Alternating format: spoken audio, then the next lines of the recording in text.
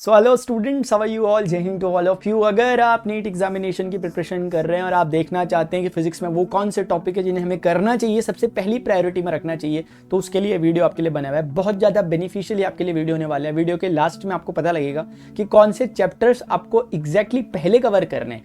पूरा खेल है प्रायोरिटी देने का। टॉपर से टॉपर स्टूडेंट जो AIR 1 ला रहा है वो एक प्रायोरिटी के बेसिस पर गेम को खेलता है। ऐसा नहीं कि यार हमें एक इंसाइक्लोपीडिया, हम गूगल हैं कि हमें जो पूछोगे, हमारे अंदर जो क्वेश्चन डालोगे हम उसका आंसर दे देंगे।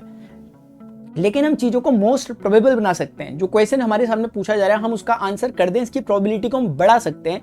वो तब होगा जब हम राइट डायरेक्शन में राइट एफर्ट्स लेंगे। उसके लिए प्रॉपरली हमें पता होना चाहिए कि हमारी स्ट्रेटेजी कहाँ को जाएगी, और स्ट्रेटेजी जाएगी इसके लिए पता होना चाहिए कि गेम के रूल्स क्या हैं, यानी कि क्वेश्चन एग्जामिनेशन में कहां से ज्यादा पूछे जा रहे हैं। 11th के पोर्शन से, क्लास 12th के पोर्शन से। अभी मैं डिस्कस कर रहा हूं स्पेशली फिजिक्स के लिए कि नीट एग्जामिनेशन में कहां से, वो ऐसा कौन सा पोर्शन है जहां से ज्यादा क्वेश्चन पूछे जा रहे हैं। इसके लिए मैंने क्या किया है, सबसे पहले मैंने आपके लिए क्लास 11th के टॉपिक का वेटेज दिया हुआ है कि क्या प्रोबेबिलिटी है इस बार क्वेश्चन कहां से ज्यादा पूछे जाएंगे अभी तक के प्रीवियस जो क्वेश्चन है उनके एनालिसिस से। इसी तरीके से क्लास 12th के लिए दिया गया कि क्लास 12th में मोस्ट प्रोबेबल जो एक्सरसाइजेज हैं, जो चैप्टर्स हैं, यूनिट्स है जहां से क्वेश्चन पूछे जाएंगे। और फाइनली मैंने आपके लिए तैयार किया है एक 10 चैप्टर्स का एक सेट, जिसमें आपको मोस्ट इंपॉर्टेंट चैप्टर्स जिनको आपने सबसे पहले प्रायोरिटी पे कवर करना है वो मैंने दिए हुए हैं। तो स्टार्ट कर रहे हैं अभी का वीडियो। डेफिनेटली ये वीडियो आपको बताने जा रहा हूं उसके बारे में। नीट 2024 फिजिक्स के लिए क्लास 11th का चैप्टर वाइज मैंने यहाँ पर जो आपको दिया गया कि वेटेज क्या क्या है उसको एक एक करके समझ लेते हैं। देखो ये क्लास 11th का है। क्लास 11th हम जानते हैं हमारी शुरू होती है यूनिट्स एंड मेजरमेंट से और एंड होती है वेव्स पर जाकर। इसमें वेटेज क्या है उसके अकॉर्डिंग काम करना चालू करो। एक बात और, NTA इस बार में जो पेपर अपना पैटर्न दे रहा वो प्रेडिक्टेबल बिल्कुल भी नहीं हो रहा। यानी ऐसा नहीं कह सकते कि यार यहाँ से इतना आता है तो अब इसको कर लो, इसको छोड़ दो। छोड़ने का तो सवाल ही नहीं है। आप ऐसे एग्जामिनेशन में बैठो जिसमें 20-20 लाख लोग बैठ के एग्जाम दे रहे हैं, और कई लोग ऐसे हैं कि 2-3 सालों से तैयारी कर रहे हैं, और आप अगर आप फ्रेशर हो तो यार छोड़ना मतलब एक सुसाइड है। अगर हम छोड़ लें सीधे चीजों को तो छोड़ना तो बिल्कुल नहीं है, लेकिन प्रायोरिटी बेसिस पर रखना है कि पहले इसको कवर कर लेते हैं, इसको बाद में कर लेंगे। और कभी कभी ऐसा होता है कि हम किसी चैप्टर में कुछ ज्यादा ही एफर्ट्स देने लग जाते हैं और इतने एफर्ट्स दे देते हैं कि उसके चक्कर में हम कुछ चैप्टर्स को छोड़ देते हैं। कर रहे हैं क्लास 11th के फिजिक्स से। यूनिट एंड मेजरमेंट से 3% का वेटेज है। उसके बाद मोशन एंड स्ट्रेट लाइन से 1% का वेटेज है। लेकिन ये क्वेश्चन कभी भी डायनेमिकली बदल सकते हैं। आपको चीजें आनी चाहिए, लेकिन फिर भी आप देखें मोशन इन अ प्लेन जहां पे आप प्रोजेक्टाइल और सर्कुलर मोशन को पढ़ते हो, लॉज ऑफ मोशन जहां पे आप न्यूटन्स लॉ ऑफ मोशन को देखते हो, यानी कि तीनों लॉज को देखते हो, पुली वाले क्वेश्चंस होते हैं जहां पर बेसिकली फोर्स के कंपोनेंट वाले क्वेश्चन होते हैं। ये वो वाला पोर्शन है 2%, लेकिन यहां से अच्छे क्वेश्चन बनने के चांसेस है। वर्क एनर्जी एंड पावर का मतलब आप समझते हैं, बहुत सिंपल है, लेकिन कोलिजन से क्वेश्चन बनने के काफी चांसेस रहते हैं। इलास्टिक, इनइलास्टिक, आपको conservation of energy, conservation of momentum वगैरह के बारे में जानकारी होगी तो आप अच्छा कर पाओगे। और वर्क की बेसिक डेफिनेशन वगैरह, और वहीं से जो एनर्जी ग्राफ वगैरह बनते हैं, पोटेंशियल एनर्जी, काइनेटिक एनर्जी, जो मैकेनिकल एनर्जी होती है, इनके बीच में उससे क्वेश्चन आने के काफी चांसेस रहते हैं। कई बार क्वेश्चन मिक्स हो जाते हैं वर्क, पावर एंड एनर्जी और लॉज ऑफ मोशन के। System of particle and rotational motion, ये एक इंपॉर्टेंट एक्सरसाइज है, इंपॉर्टेंट चैप्टर मान सकते हो आप इसे, क्योंकि इसमें आपको torque, angular momentum, centre of mass, movement of inertia, radius of gyration जैसी चीजें यहाँ पर बहुत इंपॉर्टेंट टॉपिक्स होते हैं। रिंग के लिए क्या होगा, किसी डिस्क के लिए मोमेंट ऑफ इनर्शिया क्या होगा, उसकी सेंटर से जाने वाली परपेंडिकुलर एक्सिस के अबाउट क्या होगा, parallel axis theorem, perpendicular axis theorem, these all are the important topics related with this chapter system of particle rotational motion. 3% का वेटेज है, काफी वेटेज है। ग्रेविटेशन में आपको केपलर्स लॉ के बारे में जानकारी हो, ग्रेविटेशन के बेसिक आपको पता हो, स्किप स्पीड क्या होती है, सैटेलाइट के बारे में आपको थोड़ी बहुत जानकारी पता हो, तो बेसिक पहले कवर कर लो। उसके बाद आप प्रीवियस ईयर क्वेश्चन देखोगे, आपको एकदम आइडिया लग जाने वाला है ग्रेविटेशन में क्वेश्चन किस तरह के पूछे जा रहे हैं। मैकेनिकल प्रॉपर्टीज ऑफ सॉलिड में क्वेश्चन पूछे जाते हैं, लेकिन आपको कुछ चीजें पता होनी चाहिए इलेक्ट्रिसिटी के बारे में, बल्क मॉड्यूलस ऑफ इलेक्ट्रिसिटी के बारे में, और थर्मल एक्सपेंशन तो खैर नेक्स्ट उसमें आ जाएगा, कवर हो जाएगा, लेकिन कुछ पार्ट इससे रिलेट करता है, तो वो चीजों के बारे में। फिर भी वेटेज इसका 1% है, लेकिन ऑल्दो ये इंपॉर्टेंट है, लेकिन आप वेटेज के अकॉर्डिंग अपना डिसीजन खुद ले सकते हैं। मैकेनिकल प्रॉपर्टीज ऑफ फ्लूइड एक इंपॉर्टेंट चैप्टर है, फ्लूइड मैकेनिक्स, ये बहुत इंपॉर्टेंट चैप्टर है, काफी ज्यादा इंपॉर्टेंट चीजें इसमें होती हैं। उन सभी को आपको कवर करना चाहिए कि जो प्रेशर के रिलेटेड जो चीजें होती हैं, या फिर इसमें जो अलग अलग लॉज हमारे लगते हैं मैकेनिकल प्रॉपर्टीज ऑफ फ्लूइड में, ये बहुत इंपॉर्टेंट होता है। थर्मल प्रॉपर्टीज ऑफ मैटर, ये वही चीजें कवर हो जाती है, कहीं ना कहीं मैकेनिकल प्रॉपर्टी ऑफ सॉलिड का एक तरह का एक्सटेंशन होता है। इसमें हम देखते हैं किस तरीके से थर्मल टेम्परेचर वगैरह बढ़ाने पर किस तरह से सॉलिड में या मैटर में किस तरह के चेंजेस आते हैं, थर्मल एक्सपेंशन वगैरह हम यहाँ पर। थर्मोडायनामिक्स बहुत इंपॉर्टेंट चैप्टर है। देखो जब आप ये पढ़ रहे हो ना, तो चैप्टर नंबर 10 से लेकर चैप्टर नंबर 12 तक आप ये मान के चलो कि आपकी थर्मल फिजिक्स शुरू हो जाती है, और इसको एक एज अ होल यूनिट मान के चलोगे तो बेहतर रहेगा। काइनेटिक थ्योरी जब आप सबसे पहले पढ़ते हो, काइनेटिक थ्योरी ऑफ गैस जब पढ़ते हो, वहीं पर आप कुछ लॉज वगैरह देखते हो, बॉयलियस, चार्ल्स, ये इंपॉर्टेंट लॉज है। कई बार डायरेक्टली क्वेश्चन नीट में पूछ ले जाता है कि किसी लॉ का एक सिंपल एप्लीकेशन, ग्राफ दे देते हैं गैलुसेक लॉ से रिलेटेड वीटी ग्राफ, और उसमें पूछ लेते हैं प्रेशर के बारे में। कई बार बॉयलियस लॉ, चार्ल्स लॉ पे डायरेक्ट क्वेश्चन बनते हैं, गैलुसेक लॉ पे क्वेश्चन बनते हैं। यहीं पर जो इंपॉर्टेंट टॉपिक है काइनेटिक थ्योरी में सबसे ज्यादा इंपॉर्टेंट है आइडियल गैस। आइडियल गैस की थ्योरी पर बेस्ड कभी कभी क्वेश्चन बन जाते हैं, पीवी इक्वल टू एनआरटी पे सिंपल न्यूमेरिकल बेस्ड क्वेश्चन बन जाते हैं, इसीलिए काइनेटिक थ्योरी इंपॉर्टेंट है। एक इंपॉर्टेंट टॉपिक अगर आपने कवर नहीं किया तो ध्यान रखो, आपने कवर किया तो अपने आप को एनालाइज करो, क्या प्रेशर एनर्जी के बारे में आप क्या जानते हैं, 1/3 रो VRMS का स्क्वायर, बस वो बहुत इंपॉर्टेंट टॉपिक है काइनेटिक थ्योरी का, क्योंकि वहीं से सारी चीजें खुलती हैं आगे के लिए। और थर्मोडायनेमिक्स का भी स्टार्टिंग, थर्मोडायनेमिक्स में 0th law, first law, second law, ये ठीक है, बेसिक्स ठीक है, लेकिन आपको मेन समझ होनी चाहिए कि फर्स्ट लॉ की मेन अंडरस्टैंडिंग होनी चाहिए, इंटरनल एनर्जी क्या है, हीट एक्सचेंज क्या है, वर्क डन क्या है, आइसोकोरिक प्रोसेस क्या है, आइसोबारिक क्या है, आइसोथर्मल क्या है, एडियाबैटिक प्रोसेस क्या है। इस तरह की चीजें आपको बेसिकली पता होंगी। अगर बिल्कुल स्क्रैच से उठा के एक चीज का मतलब अगर आपको पता होगा, चीजें बहुत आसानी से कवर हो जाती हैं। तो इसे एक को एज अ होल यूनिट मान के चलो। ऑसिलेशंस एंड एसएचएम होने के लिए एक इजी चैप्टर है, लेकिन तब जब आप पूरी अंडरस्टैंडिंग से चल रहे हो, जब आप ऑसिलेशन को स्टार्टिंग से समझ रहे हो, ऑसिलेशन का मतलब क्या होता है, acceleration is directly proportional to the negative of displacement, ये आपको फंडा पता है, आपको वेलोसिटी निकालना आता है, आपको एक्सेलरेशन पता है, आपको टाइम पीरियड के हिसाब से काम करना आता है, समझ में आता है।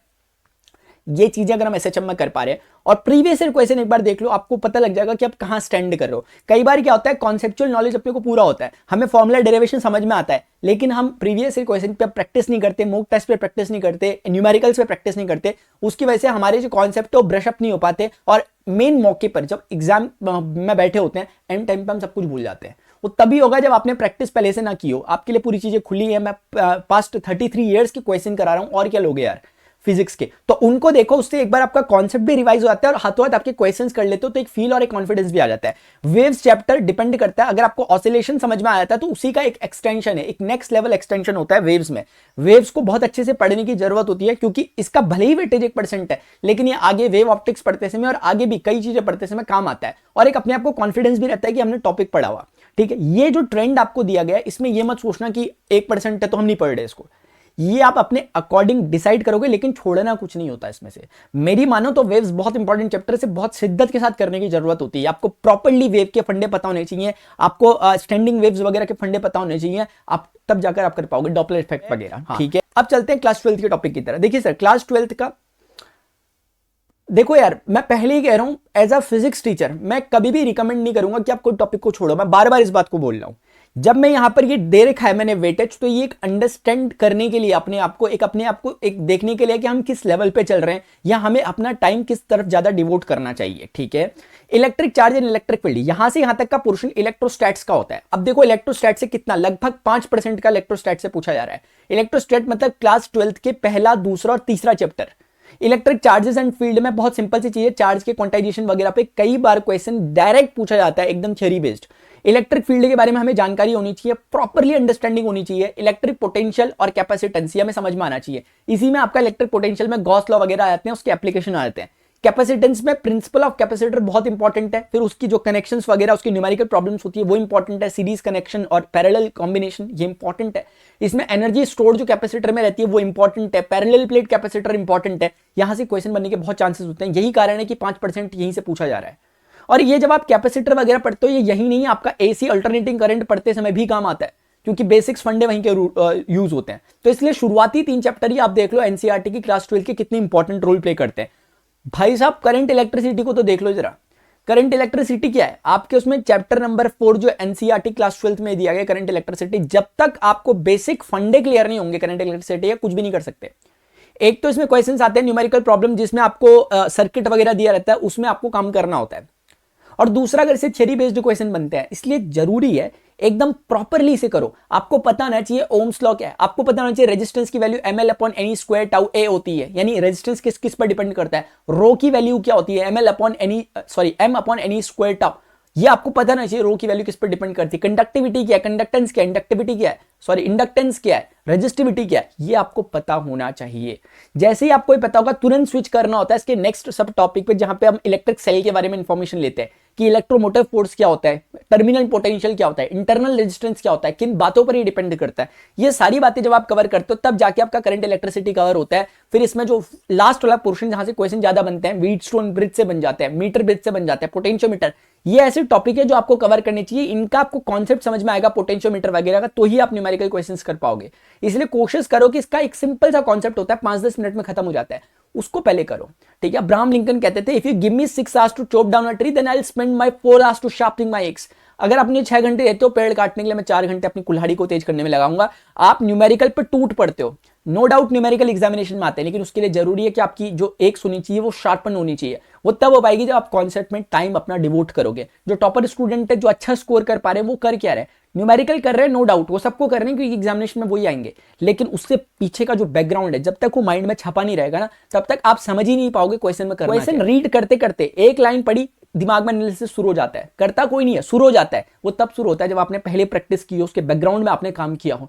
हमें हमेशा पेड़ जरूर दिखाई देता है, फल हमें जरूर दिखाई देते हैं, जड़ें हमें दिखाई नहीं देती। जड़ें कभी आपको दिखाई नहीं देगी। टॉपर स्टूडेंट आपसे कितनी बड़ी बड़ी बातें कर ले, वो बोल ले कि मैंने इतने घंटे पढ़ा, ये न्यूमेरिकल करे, वो बुक पढ़ी, वो बुक पढ़ी, लेकिन असल चीज वो है जो कभी दिखा नहीं पा रहा, वो है उसकी जड़ें। और जड़ें हैं उसके कॉन्सेप्ट, उसने कॉन्सेप्ट पर ध्यान दिया है, और वही बातें अक्सर अंडर एस्टिमेट हो जाती है और बच्चा यहीं पर मात खा जाता है जो चीजों को समझ नहीं रहा। इसलिए ऊपर के क्वेश्चंस पे मत जाओ, वो सिर्फ फल है।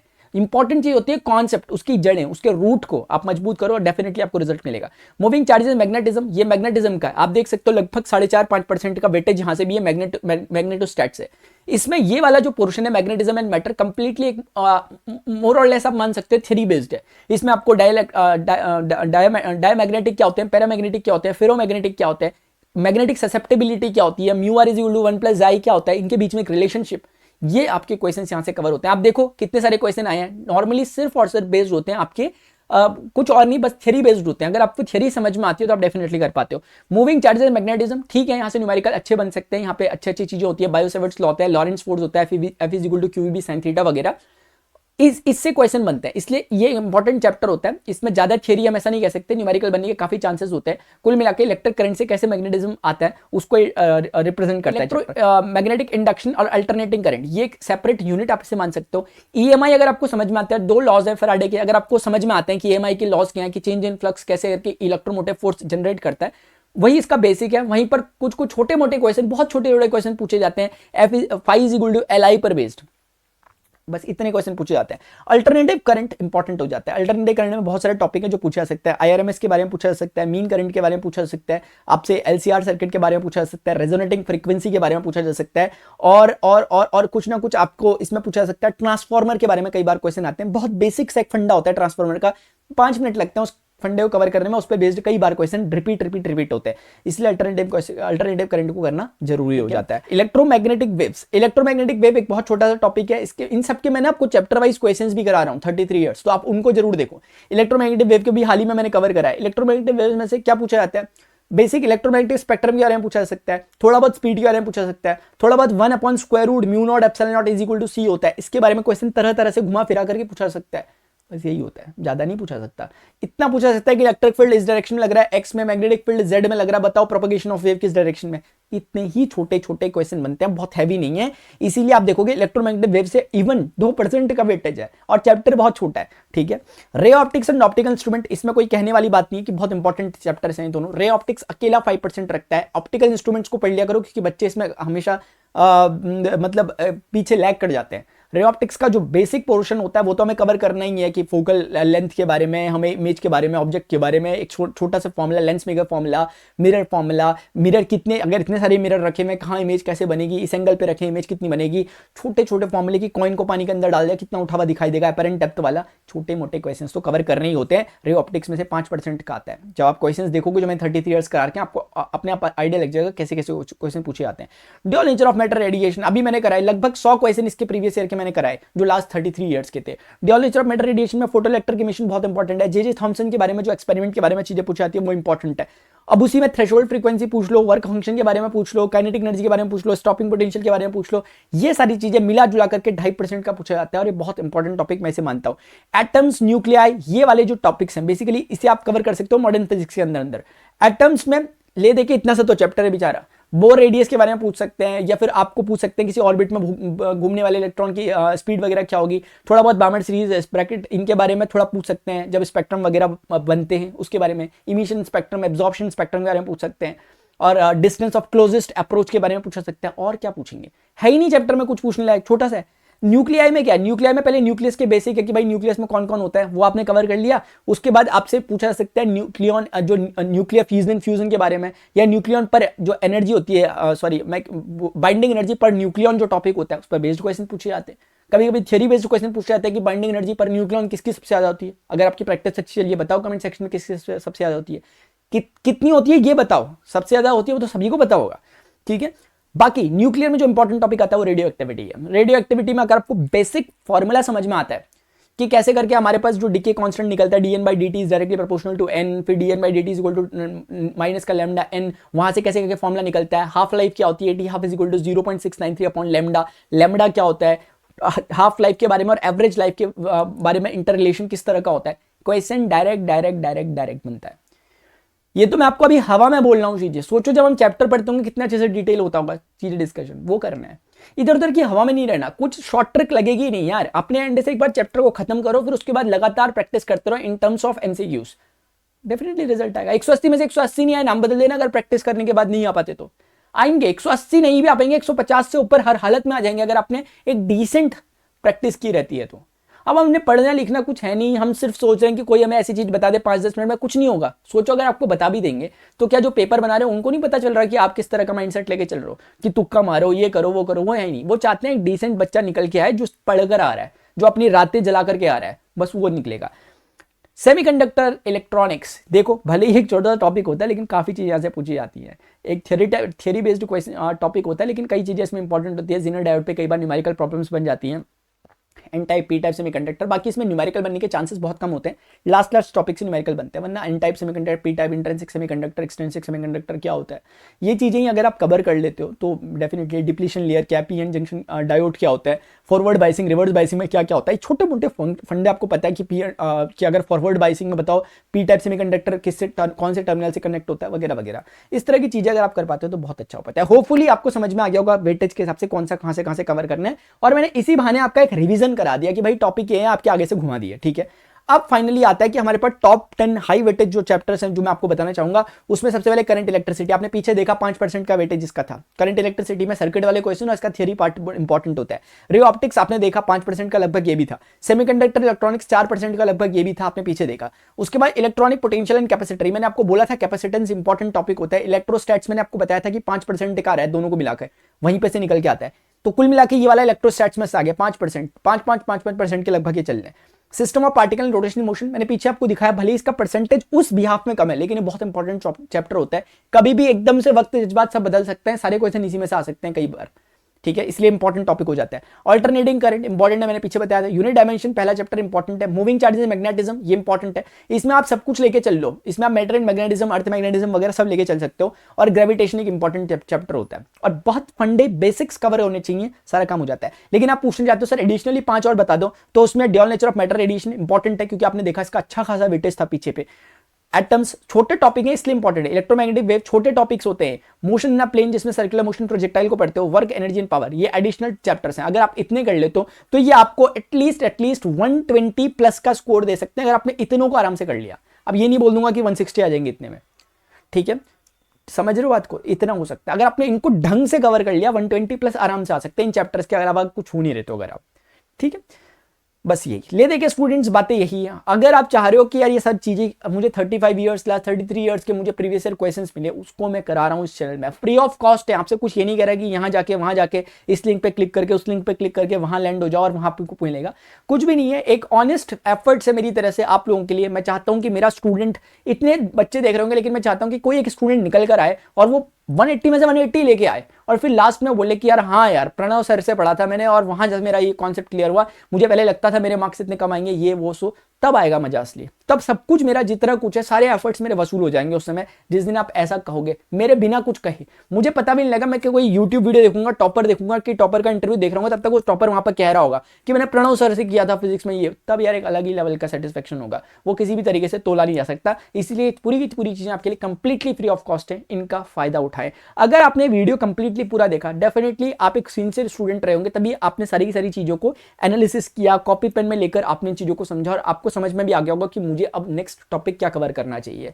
अदरवाइज बाकी काफी स्टूडेंट है, आपका कंपटीशन तो ऐसे ही कम हो जाता है क्योंकि यहाँ पे काफी सारे स्टूडेंट 20 लाख में से मान के चल लो कि 19 लाख स्टूडेंट ऐसे होते हैं जो कि यहाँ पर सिर्फ और सिर्फ एक टाइम पास टाइप कर रहे होते हैं, वो सिर्फ एक स्ट्रेटेजी ढूंढ रहे होते हैं कैसे करके हो जाए। लेकिन वो स्टूडेंट जो यहाँ तक चीजों को देखता है, समझता है, कॉपी में नोट्स में आता है, अपनी गलतियों से सीखता है, वो स्टूडेंट डेफिनेटली कुछ काम कर पाता है, उसके वही निकलता है, वही पहुंच पाता है मेडिकल कॉलेज में लास्ट में। अभी के लिए स्टूडेंट्स इतना ही, मिलते हैं अपने नेक्स्ट सेशन में। आप 35 ईयर्स की चैप्टर वाइज जो मेरे सॉल्यूशन चल रहा है उनको जरूर फॉलो करो। किस चैप्टर में आपको प्रॉब्लम हो रही है उसका नाम आप नीचे पे लिख सकते हो ताकि मैं पहले उसको कवर कर लूं, उसके प्रीवियस क्वेश्चंस को कवर कर लूं। अभी के लिए इतना ही, मिलते हैं नेक्स्ट सेशन में। Till then good bye, see you, take care, Jai Hind, bye bye.